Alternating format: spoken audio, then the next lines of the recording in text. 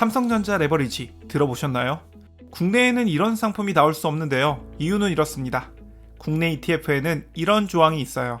ETF는 최소 10개의 종목을 담아야 한다. 그리고 한 종목이 전체의 30%를 넘을 수 없다. 따라서 MVDL이나 TSLL과 같은 단일 종목 레버리지는 나올 수 없었던 거죠. 그런데 삼성전자 레버리지와 인버스 2배 레버리지 상품이 나왔습니다. 이들은 홍콩에 상장되어 있는데요. 엔비디아나 테슬라 2배 투자하듯이 삼성전자에도 2배 투자하고 싶다. 그렇다면 레버리지는 7747, 9747, 인버스 레버리지는 7347, 9347이 있습니다. 여기서 7747과 7347은 홍콩 달러로 거래되는데 유동성 측면에서는 이들이 더 나을 수 있어요. 9747과 9347은 미국 달러로 거래되는데요. 이 경우 추가적인 환전 없이 보유하고 있는 달러로 매매할 수 있는 장점이 있습니다. 더불어 이들은 해외 상장 ETF죠. 그래서 한국 시장과 거래하는 시간이 차이가 있는데요. 한국장이 끝나고 삼성전자를 거래할 수 있는 거죠. 홍콩 증시는 오후 4시까지 거래가 가능한데 한국 시간으로는 오후 5시입니다. 한국 시간으로 보면 장 마감 후인 오후 3시 반부터 5시까지 삼성전자를 거래할 수 있는 거죠. 1년 전만 해도 미국 주식을 낮에도 거래했습니다. 이를 주간 거래라고 불렀는데요. 당시에는 이런 뉴스가 있었어요. 똑똑해진 개미, 뉴스 보고 즉각 반응. 미국장이 끝난 후에 간혹 큰 뉴스가 나오곤 했는데요. 당시에는 즉각적으로 반응할 수 있었죠. 낮에도 거래할 수 있었으니까. 그런데 이러한 주간 거래는 작년 8월부터 중단되었습니다. 미국 주식 낮거래, 잠정 중단, 금투협, 투자자 보호, 시스템 점검 후 서비스 재개 여부 판단, 그리고 지금까지 주간 거래는 중단된 상태죠. 이에 대한 불만은 계속해서 나오고 있어요. 뉴스 보고 바로 매매하고 싶은데 그냥 지켜볼 수밖에 없다. 이제는 장 마감 후에 악재나 호재가 나오더라도 할 수 있는 게 없어진 거죠. 하지만 좋은 대안이 있습니다. 미국이 아닌 홍콩 시장을 이용하는 건데요. 홍콩 시장에도 테슬라나 엔비디아, 코인베이스나 마이크로 스트레치 등 우리가 좋아할 만한 레버리지와 인버스 레버리지가 있습니다. 이들의 가장 큰 장점은 낮에 매매할 수 있다는 거죠. 홍콩 시장에 상장되어 있으니까 이제는 장마감 후에 이슈가 터져도 즉각적으로 대처할 수 있게 된 겁니다. 예를 들어 관세 전쟁이 한창일 때 기억나시나요? 할 수 있는 게 없었던 거죠. 낮에는 거래를 못하니까 떨어지는 주식을 그냥 바라만 볼 뿐이었죠. 이 경우 홍콩 시장에서 엔비디아 인버스 레버리지 7388, 테슬라 인버스 레버리지 7366을 샀다면 해결될 문제였죠. 인버스를 매수하면 기존의 보유 물량을 굳이 팔지 않아도 손실의 일부를 보전할 수 있습니다. 혹은 장마감 이후 테슬라가 어닝 서프라이즈를 발표했다. 이 경우 홍콩 시장에서 테슬라 레버리지인 7766을 매수하는 거죠. 미국 시장이 열리기 전에.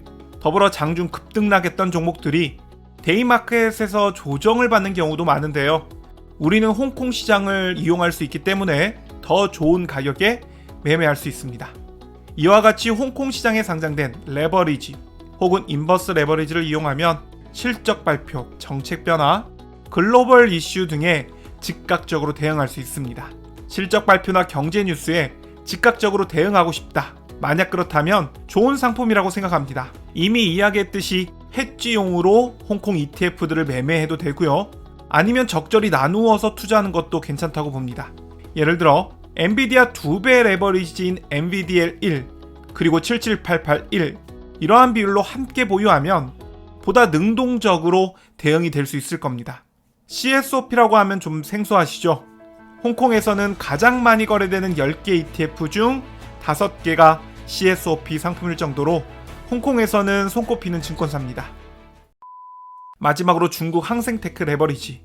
중국 투자에 대해서 이야기하면 많은 분들이 이렇게 반응하십니다. 중국 주식을 가치 평가하면 안 돼요. 저거 사느니 그냥 국장 사세요. 중국은 민간 기업이 크는 것을 싫어합니다. 제가 올린 답변인데요. 이를 풀어서 이야기하겠습니다. 중국 주식은 가치를 평가하는 게 무의미했어요. 지난 4년간. 왜냐? 저평가된 주식, 가치가 성장하는 주식, 이런 주식을 발견하고 투자해도 결국은 주가가 하락했으니까요. 백날 분석해봐야 돈을 벌 수 없었으니까 가치 평가가 무의미하다. 이런 이야기가 나오는 거죠. 알리바바, JD.com, PDD 기업은 지속적으로 성장하는데 오히려 주가는 반대 방향으로 흘렀습니다. 3년 전에 투자했든 혹은 1, 2년 전에 투자했든 모두 돈을 잃고 말았죠. 이게 팩트고 이게 현실입니다. 그런데 그걸 왜 투자해야 하냐? 이유는 분명히 있습니다. 지난 4년간 주가를 누르던 악재가 사라졌기 때문이죠. 국진민퇴, 국유기업은 전진하고 민간기업은 퇴진해야 한다. 민간기업의 역할을 축소시키고 국유기업이 경제 전면에 나서야 한다는 기조입니다. 공동부유, 일부만 잘 살아서는 안 된다. 공동, 즉 모두가 함께 잘 살아야 한다. 빈부격차를 줄이기 위해 일부가 보유한 부를 재분배해야 한다는 기조입니다. 이러한 정책과 분위기에서 기업들도 마음껏 기량을 펼치기 힘들었고요. 주식도 오르기 힘들었어요. 그런데 분위기가 180도 바뀌었습니다. 중국 정부는 빅테크에 대한 대대적인 지원 의사를 밝혔는데요. 더불어 모두가 부자가 돼야 한다 해서 일부가 먼저 부자가 되라, 그리고 공동의 부를 이끌어 달라 라는 선부론도 강조하고 있습니다. 이제부터는 수로를 열어줄 테니 제대로 노저어봐라, 아니 배에 모터를 달아주겠다 라는 격이죠. 이에 중국 민영 기업들도 투자 의지를 밝히기 시작했는데요. 알리바바를 보면 향후 3년간 75조 원을 투자한다 이렇게 밝혔습니다. 이는 지난 10년간 투자한 금액보다도 더 많은 금액이었죠. 과거 중국 빅테크를 누르던 악재가 호재로 바뀌었습니다. 사실 데이빗 테퍼의 포트폴리오를 보면 자산의 40.95%를 중국 주식으로 채웠는데요. 그는 32년째 연평균 25%의 수익률을 올리고 있는 것으로 유명합니다. 데이빗 테퍼처럼 자산의 절반으로 중국 주식을 채울 필요는 없겠지만 거장의 변화된 포트폴리오를 보면서 이를 조금이라도 모방하는 것, 투자를 공부하는 좋은 방법이라고 봅니다. 이 경우 타이거 차이나 항생테크나 미국에 상장된 KWEB, CWEB가 있는데요. 타이거 레버리지는 하루 평균 26억 가량 거래됩니다. 거래량도 너무 적고요. 호가 차이도 제법 납니다. 막상 매매하게 되면 살 때는 비싸게 주고 사야 하고 팔 때는 싸게 팔아야 하는 상황이 올 수 있죠. CWEB는 하루 평균 424억, 726은 하루 평균 3,900억 가량 거래되고 있습니다. 한 번에 매매할 때 1-200만 원 정도 거래한다.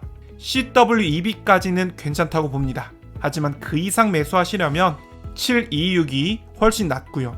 사실 CWEB와 726은 보유 종목에서도 차이가 나는데요. CWEB는 테무의 모회사인 PDD와 온라인 채용 플랫폼 칸준을 보유하고 있습니다. CWEB는 샤오미, SMIC, 리오토, 샤오팽을 보유하고 있는데 중국 반도체 산업과 전기차 산업에도 투자하길 원한다.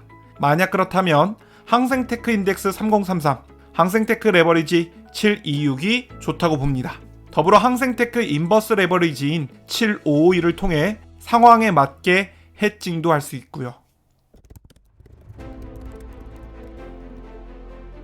이번에 CSOP로부터 협업을 제안받고 CSOP 상품을 소개하게 되었는데요.